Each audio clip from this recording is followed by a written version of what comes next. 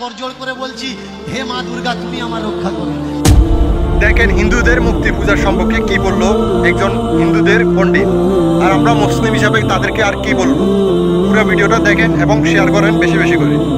বুকে হাত দিয়ে দেখেছেন, যারা নিজেরা নিজেদের রক্ষা করতে পারছে না তাদের কাছে আমরা করজোড় করে বলছি, হে মা দুর্গা তুমি আমার রক্ষা করো।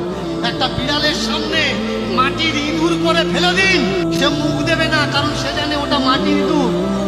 একটা বাঘের সামনে মাটির ছাগল করে, পাথরের ছাগল করে ফেলে দিন, ও বাঘ ঘুরেও তাকাবে না, কারণ ও জানে কোনটা জ্যান্ত ছাগল আর কোনটা মাটির ছাগল, কোনটা পাথরের ছাগল। একটা বাঘ জানে কোনটা মাটি আর কোনটা পাথর, একটা বিড়াল জানে কোনটা মাটি আর কোনটা পাথর। তাহলে আমরা মানুষটা কেন জানি না ভাই কোনটা মাটির ঠাকুর আর কোনটা জ্যান্ত ঠাকুর? আমরা আসল ফেলে দিলাম গো, দিয়ে নকল ধরে টানাটানি করছি।